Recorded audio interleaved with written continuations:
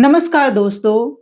राजनीति में नैरेटिव सबसे बड़ा हथियार होता है और सिनेमा उस नैरेटिव को जनमानस तक पहुंचाने का सबसे शक्तिशाली माध्यम। कुछ साल पहले एक फिल्म आई थी, द केरला स्टोरी। उस फिल्म ने पूरे देश में तूफान खड़ा कर दिया था। बहस, विरोध, समर्थन, बाइकॉट, प्रमोशन, हर तरफ सिर्फ उसी की चर्चा चल रही थी। इस फिल्म ने सिर्फ बॉक्स ऑफिस पर कलेक्शन ही नहीं किया, बल्कि इसने एक राजनीतिक बहस पूरे देश में छेड़ दिया। फिल्म और उसके प्रमोशन में कहा गया कि केरल की 32,000 लड़कियों को एक सुनियोजित साजिश के तहत धर्म परिवर्तन कराकर आईएसआईएसआई जैसे आतंकी संगठन में भेजा गया था। 32,000 कोई छोटी संख्या नहीं है। अगर यह सच होता तो यह स्वतंत्र भारत का सबसे बड़ा आतंकी भर्ती कांड होता। अब जब केरला स्टोरी 2 की चर्चा हो रही है और वह फिल्म जल्द ही रिलीज होने वाली है, तो यह जरूरी है कि हम पहली फिल्म के दांवों को ठंडे दिमाग से सोचें।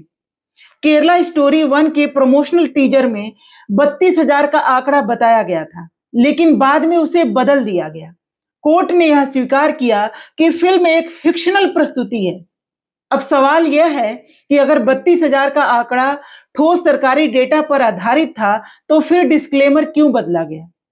आज तक गृह मंत्रालय की सार्वजनिक जानकारी में या फिर राष्ट्रीय जांच एजेंसी के रिकॉर्ड में या केरल पुलिस के आधिकारिक दस्तावेजों में 32,000 लड़कियों के आईएसआईएस में जुड़ने का कोई प्रमाणित आंकड़ा सत्यापित नहीं हुआ है। विधानसभा में दिए गए एक बयान के अनुसार एक निश्चित अवधि में लगभग 7,000 लोगों ने इस्लाम को अपनाया था और लगभग 8,000 लोगों ने हिंदू धर्म स्वीकार किया था। यानी कि धर्म परिवर्तन दो तरफा हुआ था। लेकिन इन आंकड़ों को आतंकवाद से जोड़ देना और एक खास समुदाय के लोगों को टारगेट करना कहीं से भी सही नहीं है। यह फिल्म सिर्फ एक कहानी को ही नहीं बताती है, यह फिल्म पूरी तरीके से एक फ्रेम को सेट करती है। एक ऐसा फ्रेम जिसमें कि लव जिहाद को संगठित साजिश के रूप में दिखाया गया है। एक ऐसा फ्रेम जिसमें एक खास समुदाय के लोगों को संदिग्ध बताया गया है, उनको आतंकवादी घोषित किया गया है और उनके खिलाफ लोगों के अंदर एक डर पैदा करने की कोशिश की गई है। राजनीति में डर एक प्रभावी साधन है, क्योंकि डर से ध्रुवीकरण पैदा होता है और ध्रुवीकरण वोट बैंक बनाता है। अब ये जो पार्ट 2 आ रहा है वो क्यों महत्वपूर्ण है? क्योंकि केरला स्टोरी 2 सिर्फ एक सीक्वल नहीं होगी, यह उस नैरेटिव को और मजबूत बनाने का काम करेगी जो केरला स्टोरी 1 ने सेट किया था।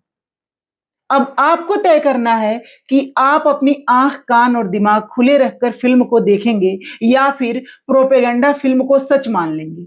फिल्म बनाना गलत बात नहीं है, आलोचना करना भी गलत नहीं है, लेकिन बड़े-बड़े दावे करना, झूठ को सच बनाकर दिखाना और एक खास समुदाय के खिलाफ लोगों के अंदर जहर भरने का काम करना, ये जरूर गलत है।